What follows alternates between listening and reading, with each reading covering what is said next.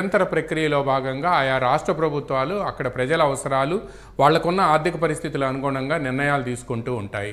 ఈ నిర్ణయాలు తీసుకునే క్రమంలో భాగంగానే వైఎస్ జగన్మోహన్ రెడ్డి ముఖ్యమంత్రిగా ఉన్న సమయంలో రాష్ట్రంలో ఇంతకు ముందే ఆయన చెప్పాడు 17 మెడికల్ కళాశాలని ఎందుకు తీసుకొచ్చాను అని. అప్పుడు ఆయన ప్రభుత్వం తీసుకున్న అది విధానపరమైన నిర్ణయం. ఆ రోజులు డబ్బులు లేకనే 17 మెడికల్ కళాశాలకు ఆయన శంకుస్థాపన చేస్తే ఆర్భాటంగా కేవలం 6 మెడికల్ కళాశాలలే అరకొర వస్తువులతో పూర్తయ్యాయి.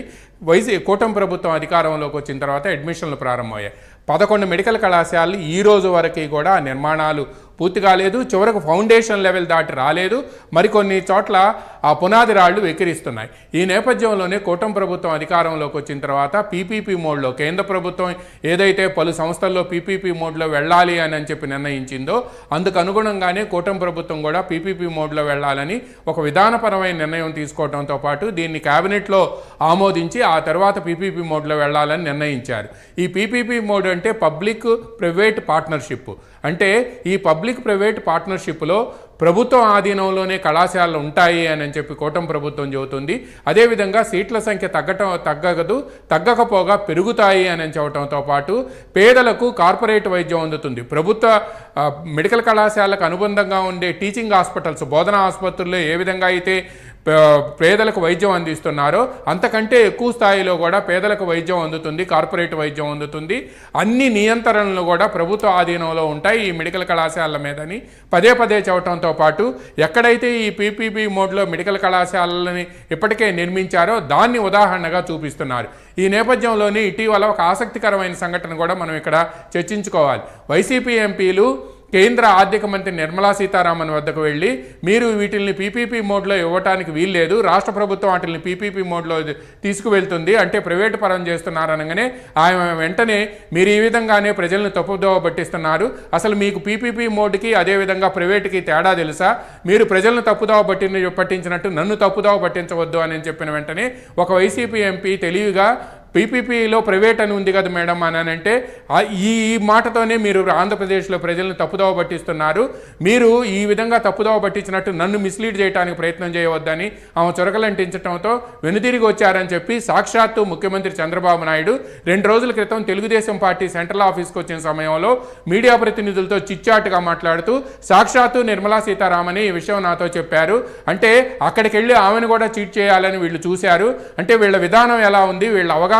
ఎలా ఉంది, వీళ్ళ ఆలోచన ఎలా ఉంది అనేది మీరు అర్థం చేసుకోండి అని చెప్పి కూడా మీడియా ప్రతినిధులకు చెప్పడంతో పాటు మీరు కూడా పీపీపీ అంటే ఏంటి, ప్రైవేట్ అంటే ఏంటి అనేది, what is the difference between PPP and private అనేది కూడా మీరు కూడా తెలుసుకోవాలి.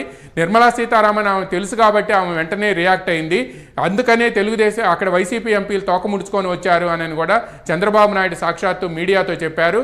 అందువలన అసలు మేము అధికారంలోకి వచ్చిన 2 నెలల్లో మిమ్మల్ని ఎవరైతే పీపీపీ మోడ్లో మెడికల్ కళాశాలలు తీసుకున్నారో ఇప్పుడు గవర్నమెంట్ ఏదైతే మొన్ననే ప్రీ బిడ్ మీటింగ్ 2 రోజుల క్రితం ఈ పీపీపీ మోడ్లో మెడికల్ కళాశాలలు ఇవ్వడానికి ప్రీ బిడ్ మీటింగ్ జరిగింది. ఈ ప్రీ బిడ్ మీటింగ్ కూడా చాలామంది ముందుకు వచ్చారు, కొంతమంది ట్రస్టులు కూడా ముందుకు వచ్చాయి మేము కళాశాలను రన్ చేస్తామని. అందువలన వీళ్ళందరినీ జైల్లో వేస్తారు 2 నెలల్లో అంటే ఒక ప్రభుత్వం విధానపరమైన నిర్ణయం తీసుకున్నప్పుడు అది కంటిన్యూస్ ప్రాసెస్ అయినప్పుడు ఇంకో ప్రభుత్వం వచ్చి ఆ ప్రభుత్వంలో విధానపరమైన నిర్ణయం ద్వారా ఎవరైతే ఆ కాలేజీలను తీసుకున్నారో వాళ్ళని జైల్లో వేస్తామంటాం ఏంటనేది కూడా ఎవరికీ అర్థం కాని విషయం. కొంతమంది అధికారులు కూడా ఈరోజు కలెక్టర్ల కాన్ఫరెన్స్ జరుగుతుంది, ఆ కలెక్టర్ల కాన్ఫరెన్స్లో ఉండే కొంతమంది సీనియర్ ఐఏఎస్ అధికారులు కూడా జగన్ చేసిన కామెంట్ల మీద చాలా షాకింగ్ గురి కావడంతో పాటు ఆశ్చర్యం వ్యక్తం చేస్తున్నారు. మీకు తెలిసే ఉంటుంది, ఇంతకుముందు ముఖ్యమంత్రి చంద్రబాబు నాయుడిని ఏపీ స్కిల్ డెవలప్మెంట్ కార్పొరేషన్లో ఆయన ఒక విధానపరమైన నిర్ణయం తీసుకున్నారని చెప్పి అందులో లోపాలు ఉన్నాయని, ఎక్కడో ఎవడో జీఎస్టీ చెల్లించలేదు అని చెప్పి ప్రభుత్వం డబ్బులు ఇచ్చిన తర్వాత అవి కిందకు వెళ్ళిన తర్వాత వాటిల్లో ఎవరో జీఎస్టీ చెల్లించకపోతే అక్కడ ఈడీ అనెర్త్ చేస్తే దాన్ని అది చంద్రబాబు చేయించాడు అని చెప్పి చేసి చంద్రబాబును అరెస్ట్ చేస్తే రాష్ట్రంలో ఏం జరిగింది, వైసీపీ ఏ విధంగా మూల్యం చెల్లించుకోవాల్సి వచ్చింది అనేది కూడా మన అందరి కళ్ళ ముందు కూడా 2024 ఎన్నికల్లో మనం చూసాం. 175 సీట్లలో కూటమి పక్షాలు తెలుగుదేశం, బీజేపీ, జనసేన పోటీ చేస్తే 164 సీట్లు 94% స్ట్రైకింగ్ రేట్తో వచ్చాయంటే జగన్ చేసిన ఏదైతే చంద్రబాబును అరెస్ట్ చేయించారో దాంతో రాష్ట్రంలో మొత్తం రాజకీయ మలుపు సంభవించింది, రాజకీయం మొత్తం మారిపోయింది అని మనం స్పష్టంగా చెప్పవచ్చు. ఆ ఎన్నికల ఫలితాలు విశ్లేషించిన వారికి ఎవరికైనా కూడా ఇది స్పష్టంగా అర్థమైపోతుంది శ్రీహరి. మళ్ళీ అటువంటి పొరపాటే చేస్తే మాత్రం జగనే అది మూల్యం చెల్లించుకోవాల్సి వస్తుందని కూడా కూటమి నేతలు చెబుతున్నారు. ఇవాళ పట్టాభి తెలుగుదేశం పార్టీ జాతీయ అధికార ప్రతినిధి, AP Swachhandhra corporation chairman Pattabhi ఈరోజు డాక్యుమెంట్లతో సహా పార్లమెంట్ స్టాండింగ్ కమిటీకి సంబంధించిన డాక్యుమెంట్లతో సహా విడుదల చేశారు.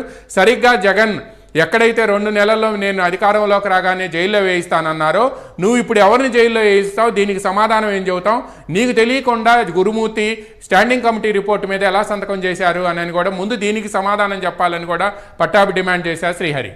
రైట్ రామారావు. ఒకసారి మన కొలీగ్ కృష్ణ గారు కూడా ఉన్నారు. గుడ్ ఈవినింగ్ కృష్ణ గారు. చూస్తున్నారు ఆంధ్రప్రదేశ్లో